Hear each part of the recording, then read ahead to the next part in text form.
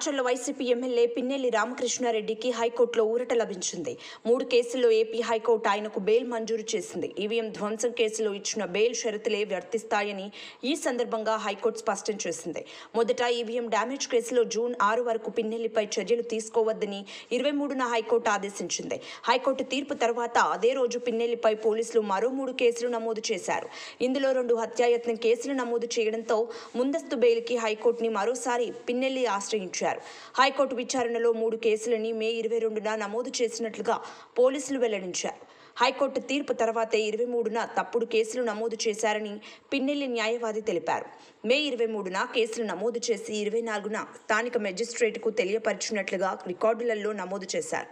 మరోవైపు ప్రభుత్వ జియో లేకుండా పోలీసుల తరపున ప్రైవేట్ న్యాయవాది అశ్విని కుమార్ వాదించారు.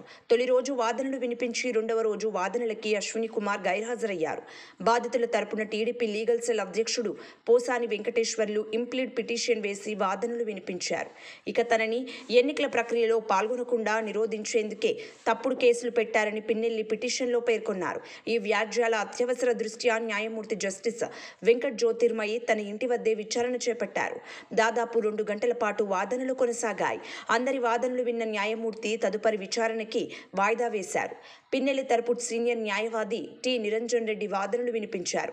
పిన్నెల్లి రామకృష్ణారెడ్డిని అరెస్టు చేసి తీరానన్న లక్ష్యంతో ఎన్నికల కమిషన్ అసాధారణ రీతిలో వ్యవహరిస్తుందన్నారు.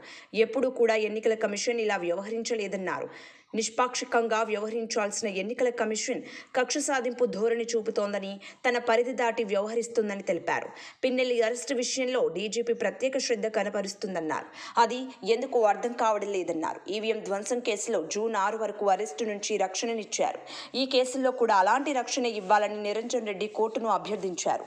అలాగే హత్యాయత్నం చేశారని చెప్పినంత మాత్రాన ఆ సెక్షన్ కింద కేసు నమోదు చేయడానికి వీల్లేదని, అందుకు నిర్దిష్ట విధానం ఉందని ఆయన వివరించారు. సహనిందితులు ఇచ్చిన వాంగ్మూలం ఆధారంగా పిన్నెల్లిపై మరో కేసు పెట్టారని, ఇది ఎంత మాత్రం చెల్లదన్నారు. ఇక ఇరు వర్గాల వాదనలు విన్న న్యాయమూర్తి సోమవారం నాడు తీర్పును రిజర్వ్ చేశారు. నేడు ముందస్తు బెయిల్ ఇస్తూ తీర్పునిచ్చారు. సబ్స్క్రైబ్ చేయండి. Please do subscribe to. Please like, share and subscribe to top Telugu TV. Top Telugu TV.